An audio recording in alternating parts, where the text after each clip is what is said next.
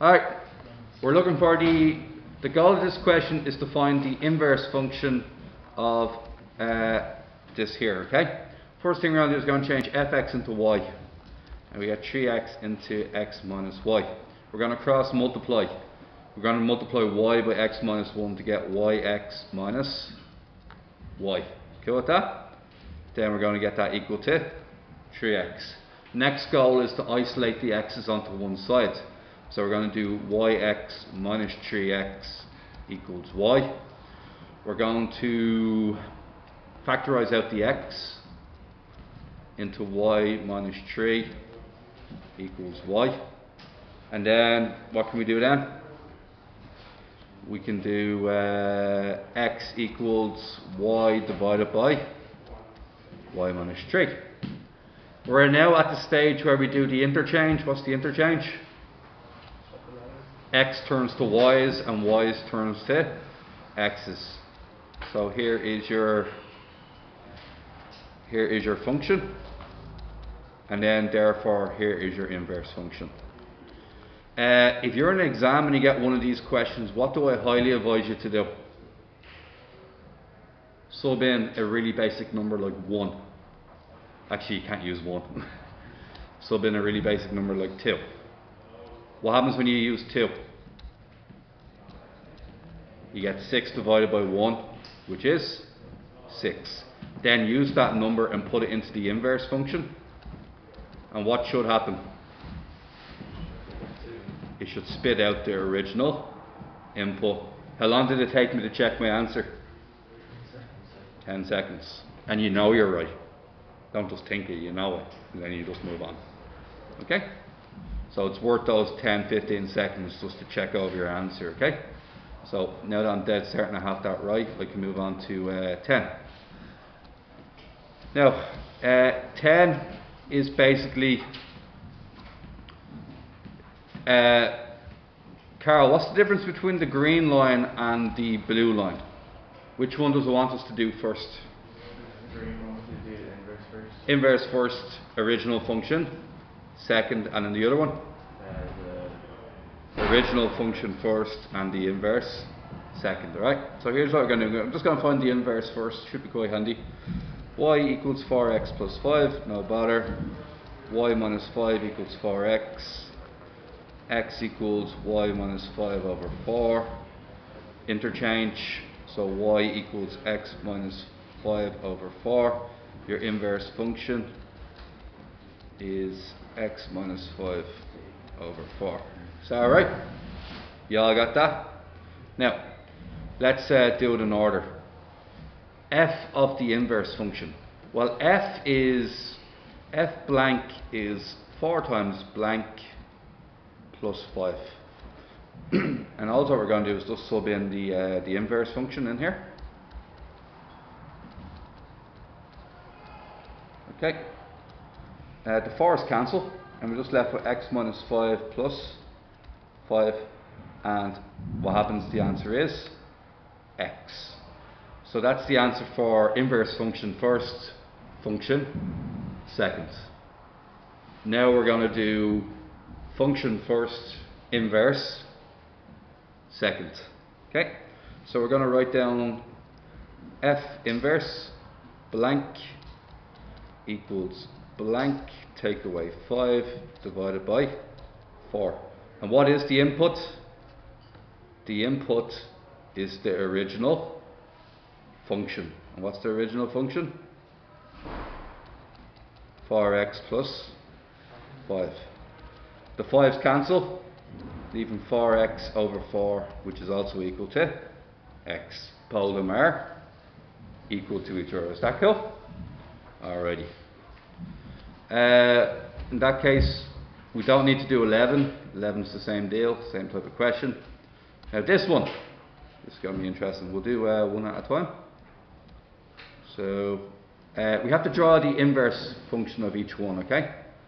So I'll do this one first. I like doing these ones. New page, alright? So here's what I suggest you do.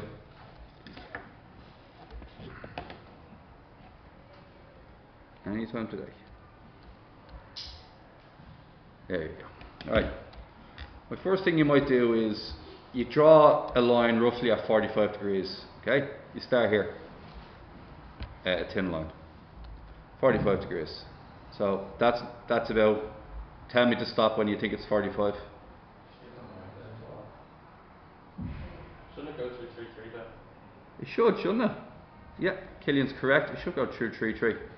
Out of interest, if it had the equipment on me, it must have been a tad pedantic. Yeah, it's slightly off, but it should go through 5-5. So the book's slightly off, not us. Okay. Now, I have a good gauge of what 45 degrees is. Now, here's what you're going to do. You're going to draw a blue line, and you can sort of, if you really want, you sort of get your book, and you tilt your book with the line going straight up. I think some people find it easier to visualize it that way, and then you just go, okay, no bother. Here you go. Oh, I already mucked it up.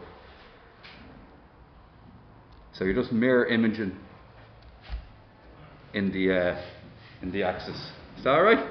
That's shocking, alright. We'll move on. I'll try another one. Now, there's one of them that was really weird. These two here weren't the easiest. Okay? So, I was looking at them earlier. And so once again, technically, if I'm taking Killian's advice, that's 1-1 and that's 2-2. Do you know why it's not? Can anybody explain why it's not 45 degrees exactly? The gap on the y-axis is not the same as the gap on the x-axis. That's why it's not 45 degrees. Okay. So unfortunately, I'm gonna have to adjust my y equals x line accordingly. So this is my y equals x line. Everybody caught that? So once again, I'm just going to control group that. I'm going to tilt it until it's going straight up. Now you can see it's not the left and the right aren't symmetrical, are they? What do you reckon? The right one's sort of broader, isn't it? So I'm actually going to have a hard time with this, believe it or not. So I can sort of do something like this in my head, and what I'm sort of doing is, you'll see what I'll do now. If I was really being, it's hard to draw. Yeah, I think I'm only going to do a rough sketch anyway, but look, we'll see what we can come up with.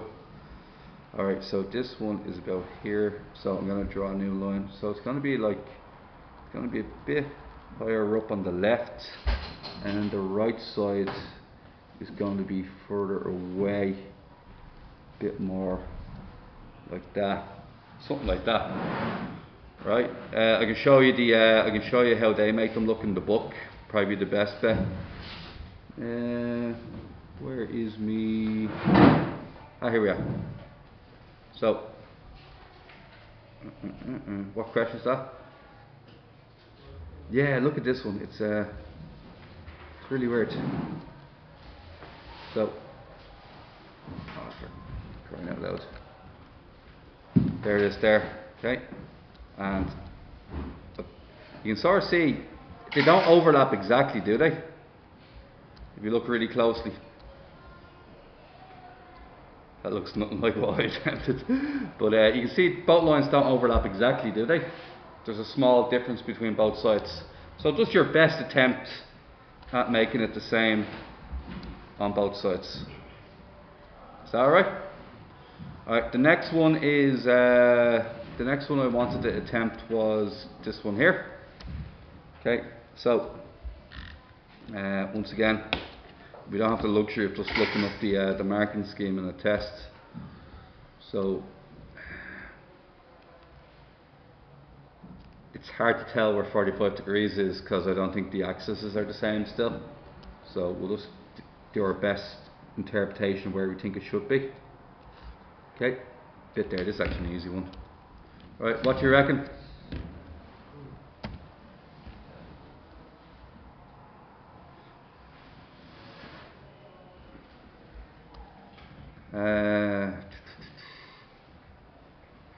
Sort of like that, isn't it? Now, as I now cross this line, The other one's not allowed cross the... Do you see the way the other one's not allowed cross the x-axis? That would surely mean that this one's probably not allowed to do it either. So it's a sort of like...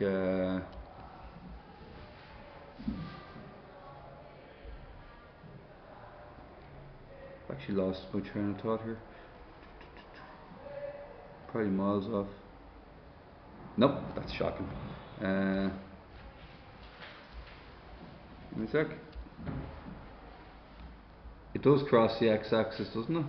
It's just a perfect mirror image. Just don't take the old limits into consideration because it's a different function. I'll explain what I mean by that now.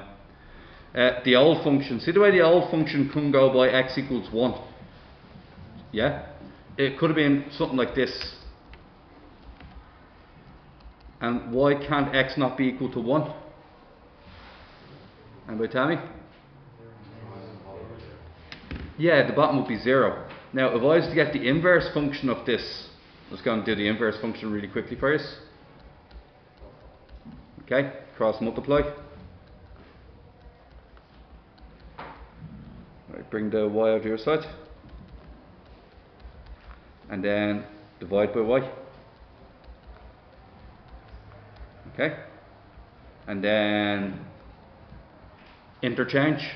Yeah, I'm just getting the I just made up a function that will obey the graph. So the graph has a line x equals 1 going straight up. Okay, and this line is an asymptote, which means that the old graph is not allowed to go by it. Does everybody see that? The old graph is not allowed to touch x equals 1. The reason for that is it's undefined if it does. If you put in x equals 1 into that function, the denominator becomes 0 and it's not defined, right? So what I did was I made up a function that obeys that rule. I'm getting the inverse of that function to prove that the old limits do not have to be obeyed by the inverse function. That's my goal right now. Is that right? So what we get here, oh, I see the mistake I made. Y. Is that right? Then interchange, and then we get out y equals 1 plus x over x, and then f of x equals, f inverse is 1 over x plus x. Now in this case, it can't cross the y-axis. Why not? Why can't it cross the y-axis? Anybody? What happens if x equals 0? Undefined. So I think it might be something like this. So we are allowed to go. Oh god. Let's try this again. Ew, shocking. Something like that. It's not my worst attempt. Or not my best attempt either. Is that alright? It's just a rough diagram. And once again we go back to our answers here. Something not too dissimilar. See the way it's not allowed to cross the x equals 0 as predicted. So as I predicted using my inverse function, I figured out that this diagram is not allowed to cross x equals 0. Ever cool with that? Alright. Why don't you guys now try out your own ones? Okay? So try and sketch one or two of them, just with light pencil in your book. Try and sketch some inverses, okay? So what did I do there? I did 3, 3, 8, 12.